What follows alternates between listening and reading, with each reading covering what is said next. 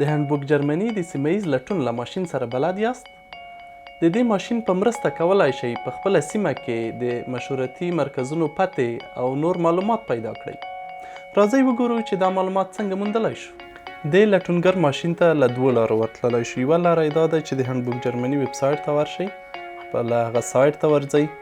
دلته کولی شئ بیا ژبه وټاکئ، له دې لاندې برخې څخه پښتو ژبه ټاکئ. په پښتو ژبه کې یا په پښتو پاڼه کې بیا لاندې راځئ سیمه ییز معلومات دي. کله چې دا لینک پرانیزئ نو هغلته د لټونګر ماشین په اړه معلومات شته. دلته کلیک کوئ او لټونګر ماشین راخلاصیږي. بله لاره دا ده چې په ګوګل کې همالته لوکل ټکی هندبوک جرمني ټکی ډي ای ولیکئ. د هغې لارې هم دا لټونګر ماشین را پرانیستلی شئ او هغلته لټون کولی شئ. د لټونګر ماشین پر پاڼه دوې کړکۍ ګورئ. په لومړۍ کړکۍ کې وس یا هغه څه هغه موضوع چې تاسو په کار وي هغه لیکئ. په بله کړکۍ کې یا کوم ښار یا کومه سیمه چې تاسو غواړئ په هغې کې په لټنه وکړئ د هغې نوم لیکئ. د بېلګې په ډول دلته اوس لیکو چې ازول یا پناه غوښتنه او ځای برلین ورکوو او په لټنه پیلوو.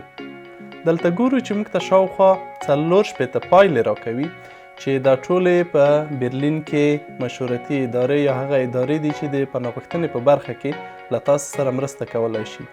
دلته یې په نقشه کې هم کتلی شئ چې کومه اداره په کوم ځای کې ده او همداسې لاندې لیست هم کتلی شئ او همداشان یې فلتر کولی هم شئ چې مثلا کومه اداره د ماشومانو لپاره کار کوي، د فامیلیو لپاره کار کوي یا ورته نورې.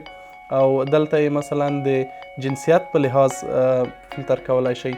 دلته یې د ژبې لپاره فلتر کولی شئ چې کولی شئ ژبه وټاکئ چې د کومو ژبو خبرې کوي او یا هم نور ورته هغه افنتالشتاتوس چې دی د تاسو د استوګنې اجازه د هغې په برابر یې فلتر کولی شئ. لاندې راځئ په دې کې ګورئ د بېلګې په ډول Erste Beratung zum Asylverfahren für Flüchtlinge aus Afghanistan. دا یوه NGO ده یا یوه اداره ده چې د افغان مهاجرو ته معلومات ورکوي. موږ همداسې راځو د بېلګې په ډول دغه افغان کلتور سنتروم پرانیزو. د دوی په اړه معلومات شته چې دوی څه کار کوي او څه باید وشي. مثلا دوی لیکلي دي چې زموږ په د پرانیستو وختونو کې راشئ او موږ به تاسو ته مشوره درکړو. ټول سندونه در سره راوړئ. دا یې ټلیفون دی او د لاندې برېښنالیک دی او هغه وختونه چې دوی کار پکې کوي هغه دا دي: مونټګ یا دوشنبه او ډونرستګ یا پنجشنبه د 10 نه تر 14 او 10 نه تر 14 بیا له 2 نه تر 5 بجو پورې کار کوي. دا یې پته ده، دوی ته ورتلای شئ او له دوی څخه مشوره ترلاسه کولی شئ. که په بل ښار کې یا د بلې موضوع په اړه هم ورته معلوماتو ته اړتیا لرئ یا مشورتي مرکزونو ته ورتلل غواړئ، دا پاڼه او دا لټونګر ماشین کارولی شئ. ډېره مننه، ښه وخت.